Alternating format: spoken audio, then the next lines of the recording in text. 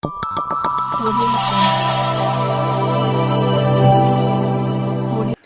this is Priyam. Welcome to S66 News. And or their representatives అంటే recognised political parties వారందరితో కూడా representatives తో కూడా మీటింగ్ తీసుకోవడం జరిగింది.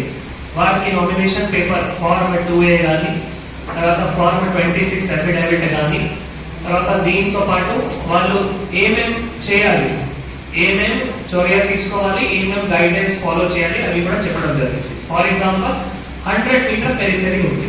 సో 100 మీటర్ పెరిఫెరీ గురించి వాళ్ళకి చెప్పడం జరిగింది. 100 మీటర్ పెరిఫెరీ వరకే 3 vehicles అలౌ అవుతాయి. 5 persons ఎవరైతే ఉన్నారో 5 persons ఇంక్లూడింగ్ క్యాండిడేట్ మాత్రమే ఆరో ఛాంబర్ కి ఎంట్రీ అయి నామినేషన్ ఇవ్వడానికి వీలు ఉంటుంది. క్యాండిడేట్ ఖచ్చితంగా సెపరేట్ బ్యాంక్ అకౌంట్ ఓపెన్ చేయాలి before the filing of nomination.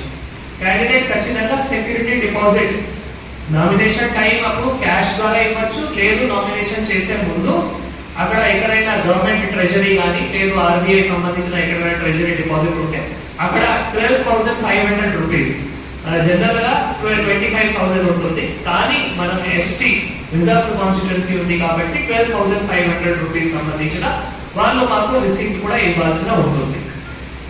మన రికగ్నైజ్డ్ పొలిటికల్ పార్టీ కానీ రికగ్నైజ్డ్ స్టేట్ పార్టీ కానీ క్యాండిడేట్ కి ఒక ప్రపోజల్ సరిపోతారు. ఒకవేళ ఇండిపెండెంట్ క్యాండిడేట్ కానీ మన registered non recognised political parties కానీ 10 ప్రపోజల్స్ వారు ఖచ్చితంగా నామినేషన్ లో వారికి డీటెయిల్స్ ఎంటర్ చేయాల్సిన ఉంటుంది. 10 ప్రపోజల్స్ ఖచ్చితంగా మన ఆదిలాబాద్ పార్లమెంటరీ కాన్స్టిట్యుయెన్సీ వాళ్ళు ఎలక్టర్స్ ఉండాలి. వాటి కూడా చెక్ చేయడానికి మన దగ్గర సిస్టమ్ పెడతాము. సిస్టమ్ లో కూడా మన అక్కడ కంప్యూటర్ ఆపరేటర్స్ ఉంటారు. మన ప్రతి ఒక్క టేబుల్ కూడా డెసిగ్నేట్ చేయడం జరిగింది. మనం కిందనే ఫస్ట్ సాయం కేంద్రం ఉంటుంది.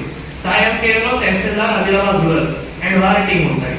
సాయం కేంద్రం అయిన తర్వాత మళ్ళీ పైన వెయిటింగ్ రూమ్ ఉంటుంది. వెయిటింగ్ రూమ్ అయిన తర్వాత మళ్ళీ సెక్యూరిటీ డిపాజిట్ కానీ ఎలక్ట్రాన్ రోల్ వెరిఫికేషన్ కానీ వాటికి అక్కడ తహసీల్దార్